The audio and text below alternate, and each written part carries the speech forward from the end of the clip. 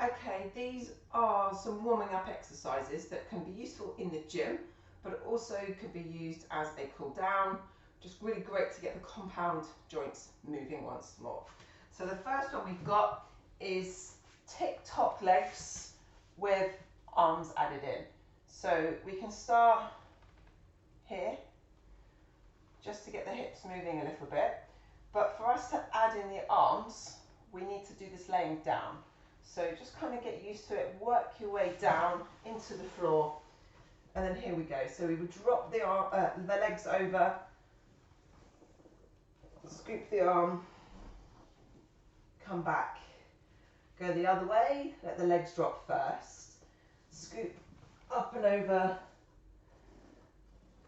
and then come back. And we keep repeating a couple of reps on each side, keeping your fingers in contact with the ground as you scoop around and come all the way around. So thinking about as much range of movement as you can possibly get, keeping everything purposeful, like you absolutely need to do it. Next we're going to do clam and butterfly bridge individually, and then we'll put them together as a flow. So to do clam, what I'd like you to do, you can be up here or laying down, doesn't matter, whichever is the most comfortable for you.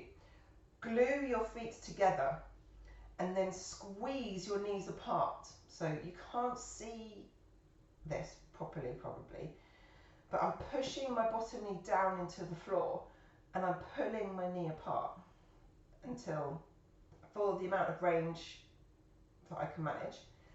If I was to just let my leg go, my body would get involved in all sorts of things. So I'm controlling this very actively so I can get this glute firing up. Butterfly bridge is here. So we have our feet together, but our knees dropping out. And we lift into bridge from there. Slowly down, roll our hips and lift. Okay, so our knees are broad and our feet are narrow. Okay, so if we were going to do the flow of this, you would go from one side, open the clam, so now I'm already in the butterfly position. So from here, I roll onto my back, I do the lift with my hips, come back down, keeping my knees wide, roll over into the other side and close, and then open, roll, push, come down, and then close. And we can go through that routine several times. It just fires up everything through the hip, the glutes, and allows your body to just connect into where we want that to be. Next we did kneeling hip rotation to prime the adductors and adding in extended child's pose. So this one was the tricky one because sometimes you can't sit back on your toes because it just doesn't feel very comfortable. So manage where you can, all right? You'll see what I'm going to do in a sec. So start here if you can get down there. If you can't, it's okay. Do what you can manage. And then take your knees out. So it's like the letter L, 90-90 or something like that. And then our hips, we're going to drive our hips over to one knee, round to the other and back.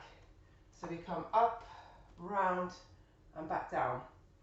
Yeah, so we're making a circle with our hips. Our shoulders are getting involved, everything's moving. Our femurs are moving around in those joints. And then can you go the other way? Yeah, probably. So one side always feels a little bit easier than the other. That's all right, just go with the flow. Okay. So once you've done that on that side, this leg is out to the side, not pointing forwards.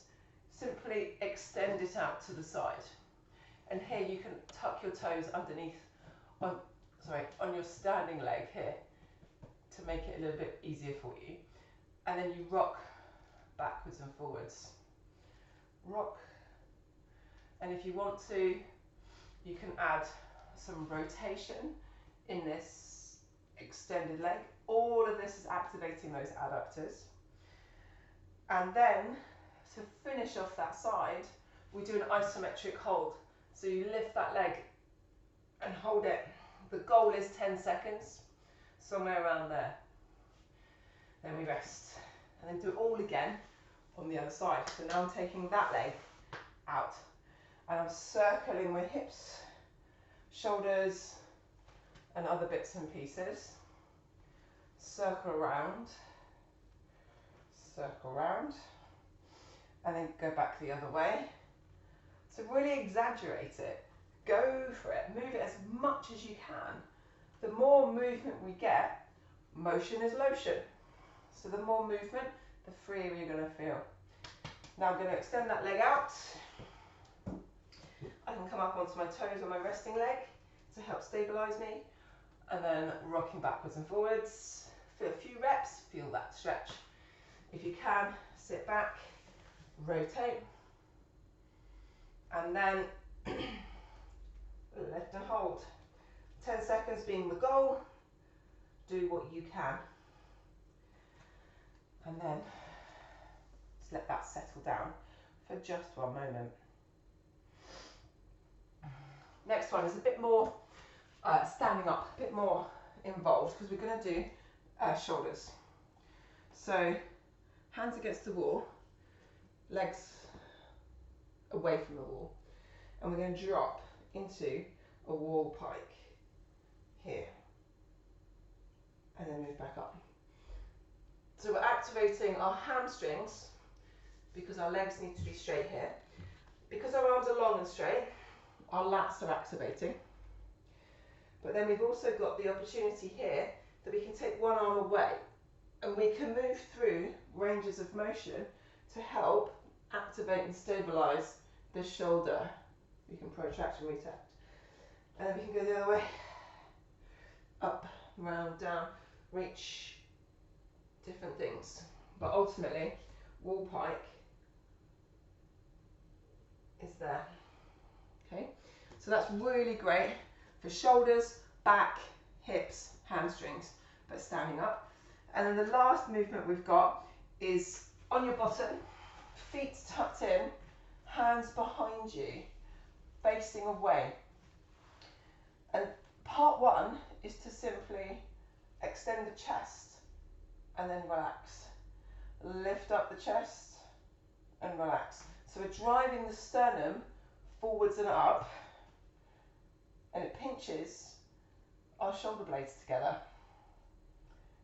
And then when you're ready, you can extend and lift a little bit more. You don't have to come all the way up, but this is just integrating extension things a little bit more, so you get a bit more range of motion through extension, which will hurt your back less and hurt your knees less.